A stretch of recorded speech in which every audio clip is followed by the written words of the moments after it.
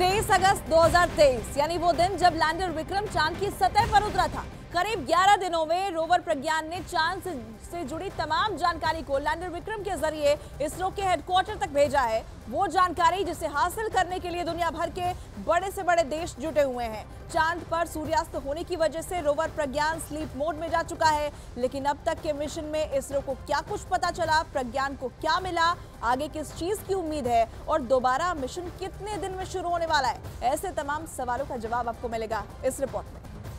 Lander module चंद्रमा की सतह पे लैंड हो चुका है।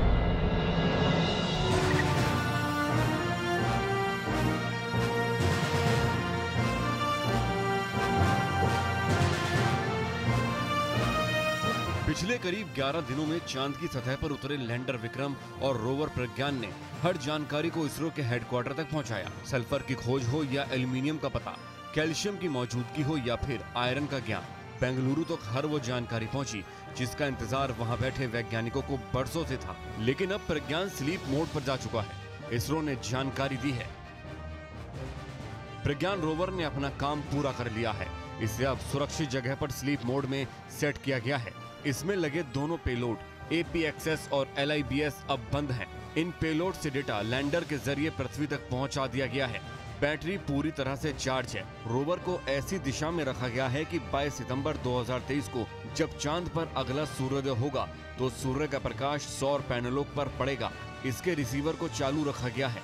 उम्मीद की जा रही है कि 22 सितंबर को ये फिर से काम करना शुरू करेगा।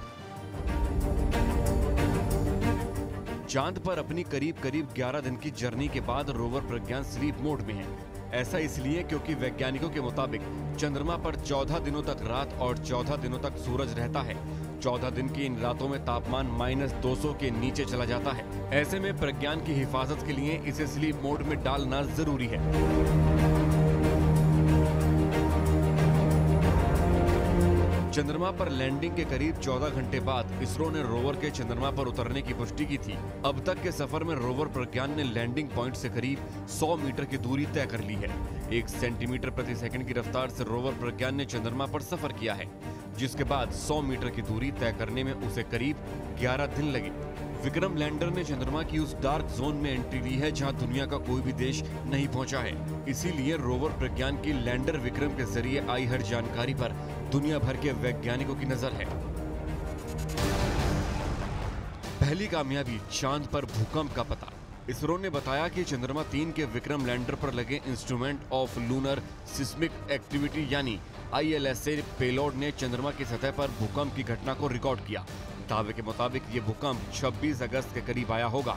दूसरी कामयाबी, चांद पर सल्फर की पुष्टि। इसरो के मुताबिक रोवर प्रज्ञान के जरिए मिली जानकारी से चांद के साउथ पोल पर sulphur, aluminium, calcium, iron, chromium और टाइटेनियम के होने का पता लगा है। इसके अलावा चांद पर मैग्नीज, सिलिकॉन और ऑक्सीजन भी है। तीसरी कामयाबी, चांद पर प्लाज्मा मिला। इसरो के मुताबिक लैंडर विक्रम के जरिए उन्हें तमाम जानकारी हासिल हो रही है, जिसमें से एक साउथ पोल पर प्लाज्मा की खोज है। इसरो वैज्ञानिकों की माने तो लैंडर विक्रम में लगे रंभा LP ने चांद पर प्लाज्मा के होने की खोज की है। चौथी कामयाबी, साउथ पोल पर तापमान। इसरो की माने तो चंद्रमा के साउथ पोल पर अलग अलग गहराई के गड्ढे हैं और अलग अलग गहराई के तापमान में काफी अंतर है। साउथ पोल की सतह पर जहां तापमान 50 डिग्री सेल्सियस है, वहीं 80 mm की गहराई में -10 डिग्री सेल्सियस तक का तापमान है। प्रज्ञान रोवर में लगे सेंसर अब तक के सबसे बेहतर सेंसर कहे जा रहे हैं। इसका सबूत है 27 अगस्त को प्रज्ञान का एक सीधे रास्ते से गुजरते हुए तुरंत अपनी दिशा से मुड़ना। इसरो के मुताबिक प्रज्ञान को उस रास्ते पर 4 मीटर के गड्ढे के होने का पता लगा, जिसके बाद प्रज्ञान ने खुद अपना दूसरा रास्ता चुना।